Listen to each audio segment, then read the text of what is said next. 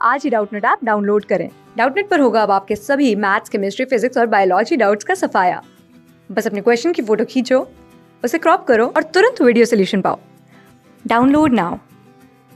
Hello students, तो आज का हमारा क्वेश्चन है two circular coils coil-1 and coil-2 are kept close to each other as shown in the diagram. हम diagram में देख सकते हैं हमारे पास coil-1 है जिसको हमने coil-2 के पास रखा हुआ है।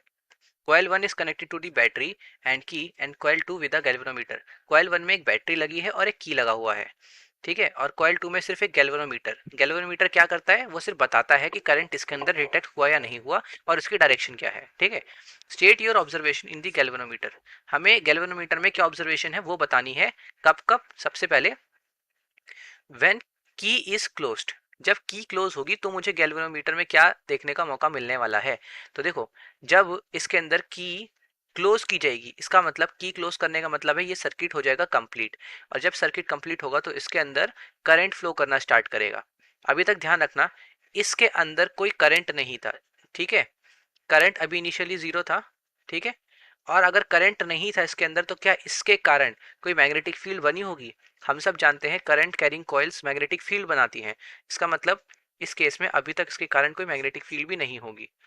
लेकिन जब इसमें आप बटन को ऑन करोगे, मतलब की को बेसिकली क्लोज करोगे, सर्किट कंप्लीट करोगे, तो इसमें कोई करंट मौजूद होगा, राइट। और उसके कारण एक मैग्नेटिक फील्ड बन जाएगी।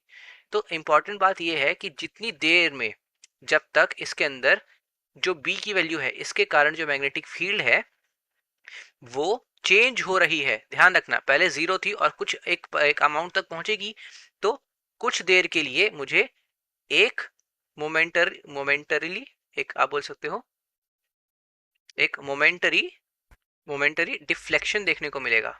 अब डिफ्लेक्शन क्यों देखने को मिलेगा? देखो, जब इसका मैग्नेटिक फील्ड बदल रहा है, पहले जीरो थी और फिर ये किस एक पॉइंट तक पहुंची, लेकिन ऑब्वियसली इसमें ज्यादा टाइम नहीं लगेगा, इसीलिए मैंने मोमेंटरी लिखा। अगर बहुत कम टाइम में इसका मैग्नेटिक फील्ड बदल रहा है, तो जब तक इसका मैग्नेटिक फील्ड बदल रहा होगा उतनी देर में इसके अंदर क्या होगा, मैग्नेटिक फील्ड का फ्लक्स चेंज हो रहा होगा। मानते हो? फाई का मतलब क्या है? फ्लक्स। तो मैग्नेटिक फील्ड जो इसके थ्रू पास कर रही है, मैग्नेटिक फील्ड लाइन जो इसके थ्रू पास कर रही है, पहले जीरो थी और धीरे धीरे इंक्रीज करेंगी कुछ सेकंड्स के, मतलब कुछ मिली सेकंड्स के लिए, राइट। तो उतनी देर के लिए क्या होगा, चेंज इन फ्लक्स इसके अंदर मौजूद होगा। और हम जानते हैं कि यहाँ पे इलेक्ट्रोमैग्नेटिक इंडक्शन होता है कि अगर आप मैग्नेटिक फील्ड में चेंज लेके आते हो तो उससे करंट इंड्यूस हो जाता है, राइट। इसके अंदर करंट पैदा हो जाता है और गैल्वेनोमीटर करंट को डिटेक्ट करेगा तो क्या करेगा, डिफ्लेक्शन देगा, ठीक है। अब second, when the key is opened, जब की को ओपन करोगे तब क्या होगा, तो आप दोबारा से एक मोमेंटरी डिफ्लेक्शन देखने का मौका आपको मिलेगा, अ मोमेंटरी डिफ्लेक्शन, ठीक है। दोबारा से एक मोमेंट के लिए डिफ्लेक्शन देखने को मिलेगा, but in opposite direction. But यहां अलग कलर से लिख देते हैं, इन अपोजिट डायरेक्शन। ये इंपॉर्टेंट है कि अपोजिट डायरेक्शन में क्यों हुआ, इसको देख लो।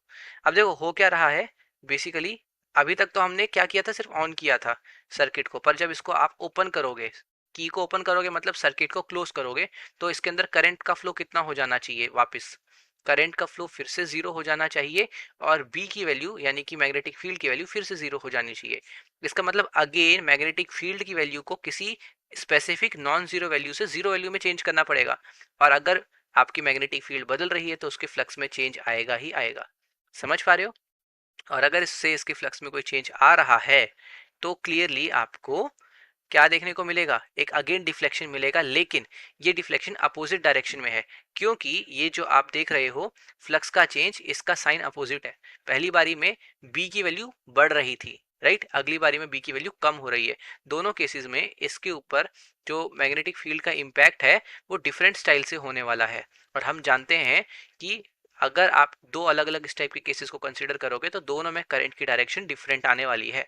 तो इसीलिए हम बोल सकते हैं कि अगेन की को ओपन करने पे आपको मोमेंटरी डिफ्लेक्शन मिलेगा, लेकिन अपोजिट डायरेक्शन में देखने को मिलेगा।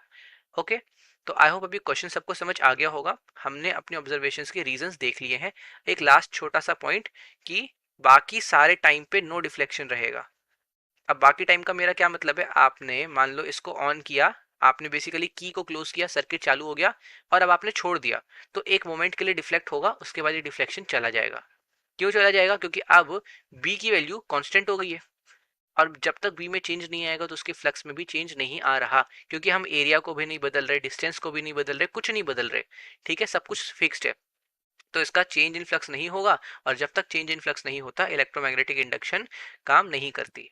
तो इस तरीके से हम लोग समझ गए कि हमारी ऑब्जर्वेशंस का रीजन क्या है, और हमने एक एडिशनल ऑब्जर्वेशन भी समझ ली। आई होप अभी क्वेश्चन सबको अच्छी तरह समझ आ गया होगा। क्लास 6 से 12 से लेके नीट, IIT, जेई मेंस और एडवांस के लेवल तक 10 मिलियन से ज्यादा स्टूडेंट्स का भरोसा। आज ही डाउनलोड करें डाउटनेट ऐप या व्हाट्सएप कीजिए अपने डाउट्स 8400 400 400 पर।